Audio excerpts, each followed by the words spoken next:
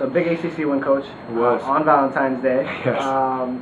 You forced a team that's typically really good at the three-point line to shoot 1 of 15. Can you talk about your three-point defense? Yeah, so Nicole Boudreau and Kerri Shields drew a lot of defensive assignments there on the perimeter, and with Alexa Coulomb playing as well as she was, we were able to use Kristen Doherty on the perimeter as well, which gives us even more length and size on the perimeter. And Tessa Holt really, and Tiffany Ruffin, all those guys had to get through a lot of screens. They set a lot of flare screens and down screens. They caught us on 2 or 3 of those baseline down screens in the second half.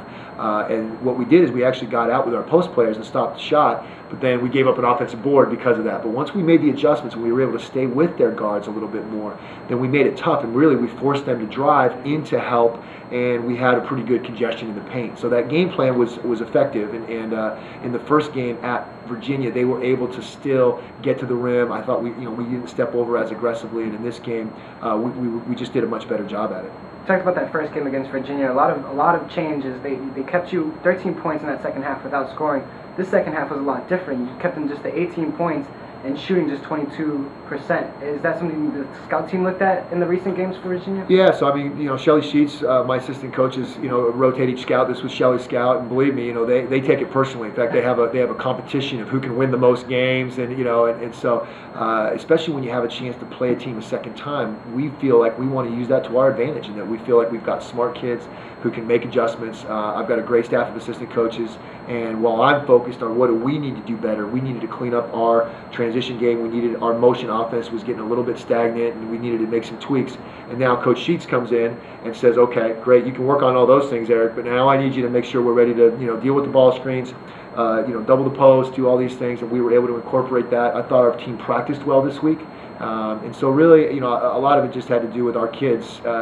We didn't play terribly well at their place. And so, again, as much credit as I'd love to take as a coaching staff, our players they were the difference in this game. Their toughness, their ability to withstand Virginia's runs and just keep going was clearly the difference in the game. Even towards the end of the game, you finished on a 23-10 run to close out the entire game, and the physicality seemed to step up, especially with Virginia. But you guys kept your head in the game. Can you talk about even the bench, no points, but just defensively and physically, sure, they were there? Well, we took 5 charges tonight, and we actually give them a little charge card, that it's like a badge of courage they get to put on their locker. And so, if you can tell, I give the whole bench a high five whenever we take a charge. So that's something we've been emphasizing, and I've challenged them.